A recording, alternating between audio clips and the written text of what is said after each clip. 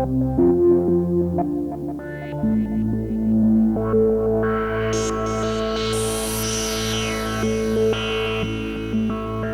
tout le monde, je suis ici à la Tour Marilhac avec Monsieur Sheldon. Bonjour Monsieur Sheldon. Bonjour. Alors la Tour Marilhac, on ne présente plus, mais bon, malgré tout, c'est une maison qui a une très grande réputation, hein, puisque il y a un certain Claude Monet, pour ne pas le citer, qui était un amateur de nénuphars et qui venait s'alimenter ici. Alors Monsieur Sheldon, moi je vous propose un petit peu de nous retracer l'historique de la maison, qui n'est quand même pas récente. Avec plaisir.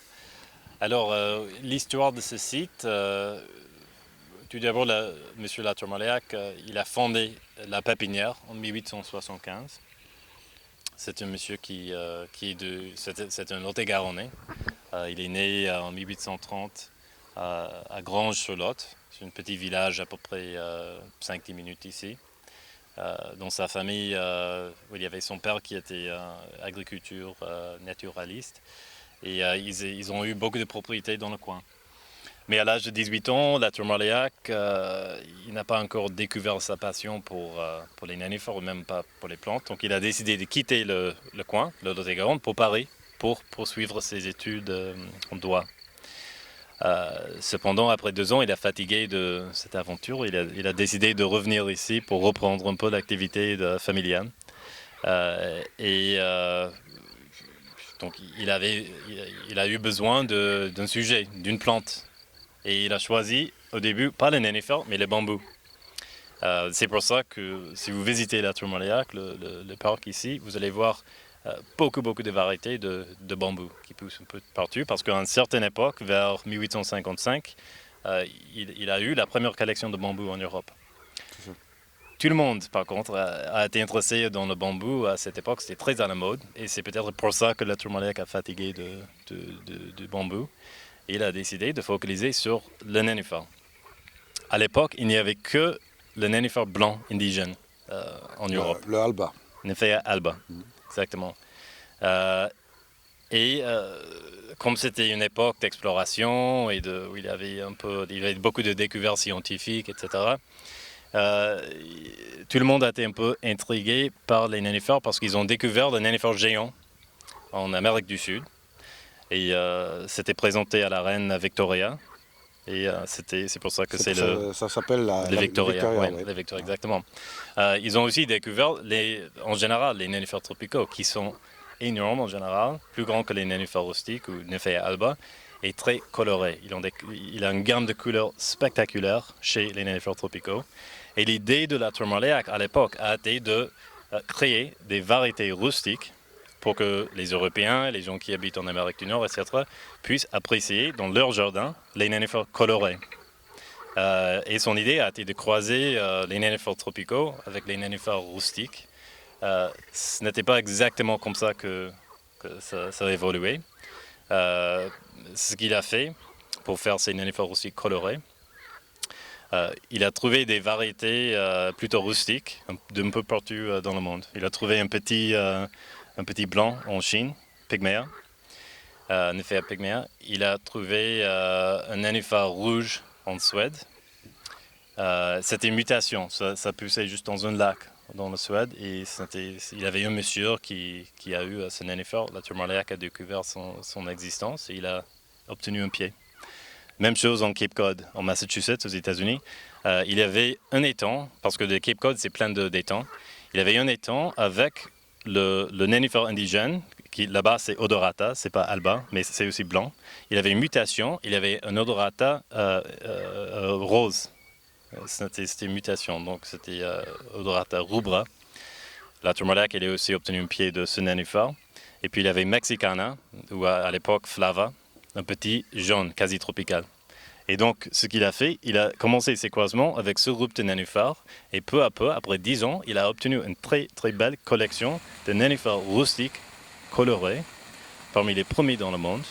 Et Latour Marilhac a été la première personne, pas forcément d'hybrider et de créer les nénuphars rustiques colorés, mais de les commercialiser et de les multiplier et de les présenter au monde. C'est ça. Et c'est ça qu'il a fait en 1889 à l'exposition universelle de Paris. À cette époque, dans sa collection, il y avait à peu près 19 nénuphars colorés. Donc, il a installé toute la collection devant le Trocadéro à Paris. À l'autre côté, il y avait la Tour Eiffel qui a été dévoilée cette année-là. Donc, cette année, c'est le 120e anniversaire de la Tour Eiffel. Il a gagné le premier prix pour ses nénuphars colorés. Parce qu'il faut toujours garder en tête, à l'époque, il n'y avait que les nénuphars blancs. Donc cette idée d'avoir les nénuphars colorés, c'était vu comme une innovation scientifique. C'est pour ça qu'il était le bienvenu à l'exposition universelle. C'était vraiment toutes les nouveautés du monde ont été présentées là-bas. Parmi les spectateurs était Claude Monet, qui était aussi exposant. Parce qu'il avait un petit pavillon pour les impressionnistes. Donc Monet, je crois qu'il avait 2 toiles à l'exposition universelle de cette année-là. Et il est passé voir, évidemment, les nénuphars de la Tour Marlillac. Il a été assez frappé par ce qu'il a vu. C'était un jardinier depuis longtemps, de toute façon. Mais ça, c'était... Bon, pour l'instant, c'était la fin de l'histoire. Parce qu'à l'époque, Monet... il était locataire à Giverny, il n'était pas encore propriétaire, et il n'y avait pas de jardin d'eau. C'est ça.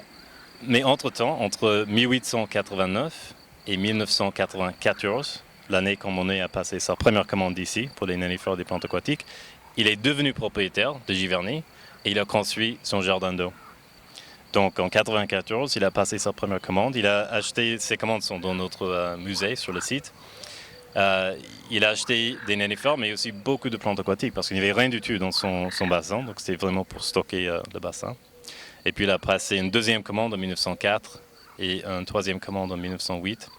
Et c'était après cette exposition à Paris, en 89, que la Tour Marlillac a vraiment devenu quelqu'un connu dans le monde horticole et botanique. Et donc on a tous ces lettres depuis quoi 1870 à peu près. Et on peut voir le développement de l'entreprise.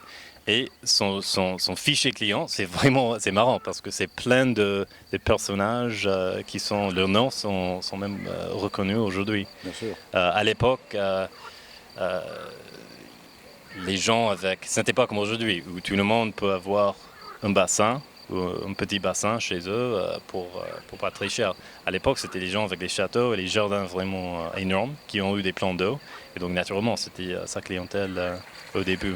Le nénuphar a été vu à l'époque comme l'embellissement ultime pour les jardins.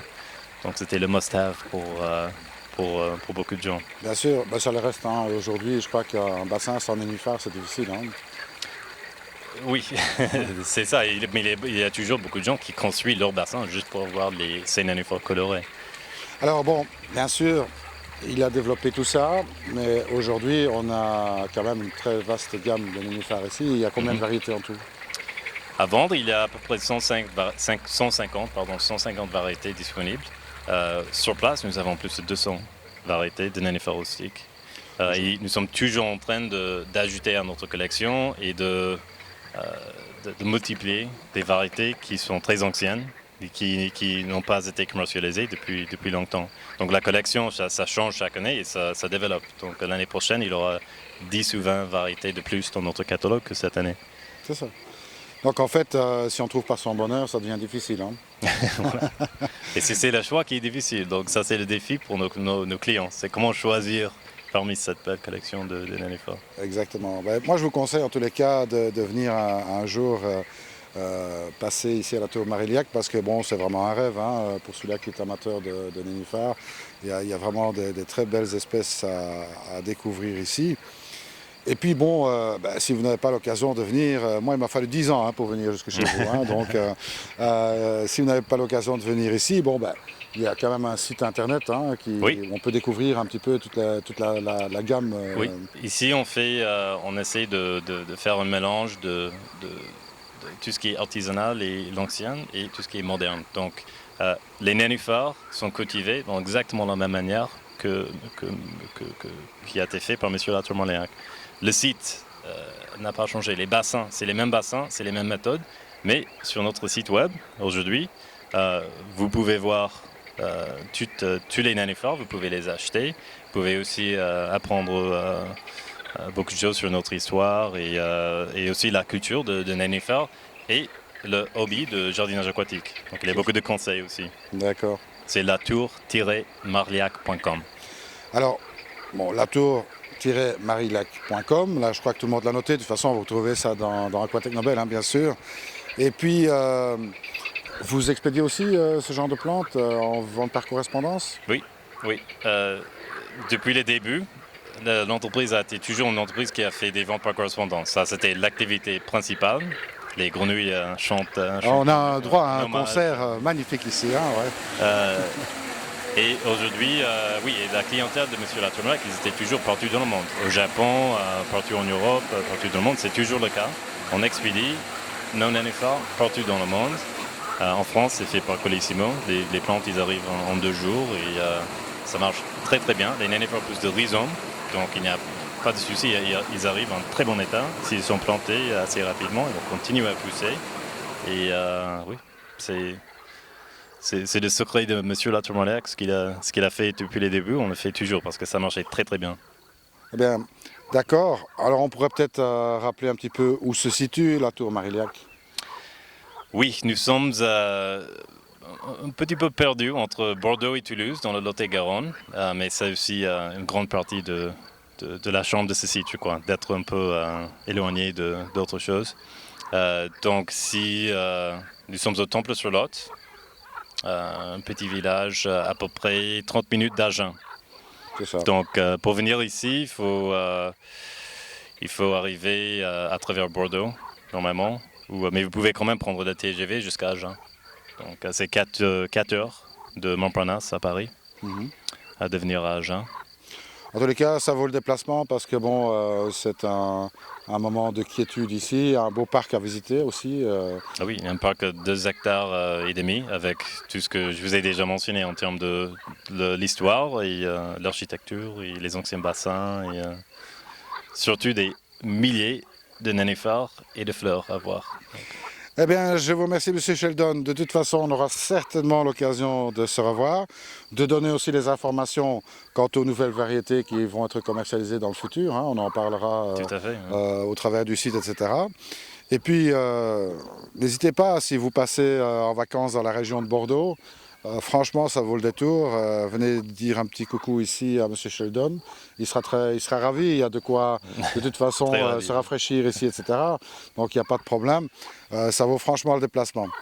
Alors, ben, je vous dis à très bientôt. Et comme je dis toujours, surtout, ne soyez pas sages. Salut à tous.